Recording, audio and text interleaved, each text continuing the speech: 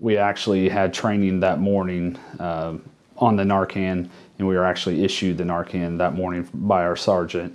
Myself and another officer were at a location, and we had overheard a call for service stating that someone had possibly overdosed. I had a partner that day, Darcy Steckman, and we were driving westbound on I-40.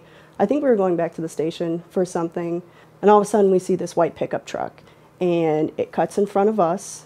It goes to the far left-hand lane.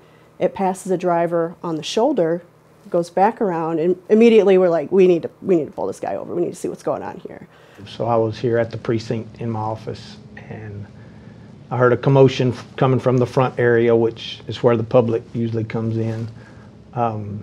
And the administrative assistant here at East yelled to me and said, "We need you in the front."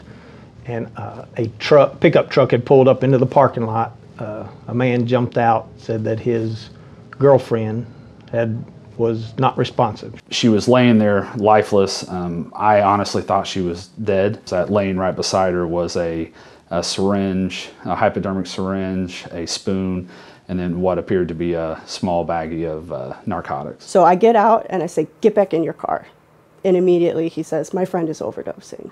So I quickly go up to the driver's side of the vehicle.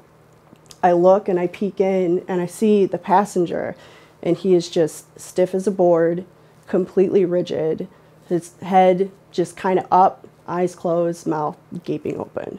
She was laid over the seat, and her skin was a grayish color. I couldn't tell at first if she was breathing or not. And I noticed a fresh puncture, needle-type puncture wound in her arm. It even had a little bit of blood coming out of it, which led me to believe that it was some sort of narcotic overdose.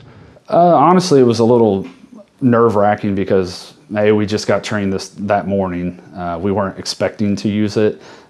So then I went ahead and just stuck it in her left nostril and just squirted in the Narcan. That's just like a nasal spray is what it is. So I opened it up and I sprayed it in his nose and waited. And I'm sure it was only maybe a minute, but it felt like the longest minute ever, because I'm checking. I looked at his eyes were gray, his lips were turning blue, he was just completely rigid, and it didn't seem like the Narcan was helping. I administered one dose into one nostril, which per the training that we have. No response.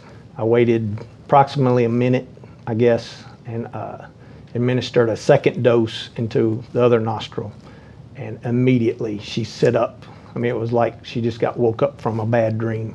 So at first, nothing happened, and it was probably 4 to 5 minutes, which at that point, I really thought that she was probably gone and she had died, or that it wasn't going to work. It was too far, too late. And then right as they went to pick her up off their stretcher, she just shot up and was wide awake. So he opened his eyes, and the first thing I could think to do was say, "Hey!" And I called his name, and he looked at me, and I said, "Don't ever do that again." And then he said, "Okay." It was a relief that it worked, and that, it was obvious that she was alive, and that, there was a good chance that she was going to make it. And I think secondary to that, I thought, wow, this works exactly the way they told us in training.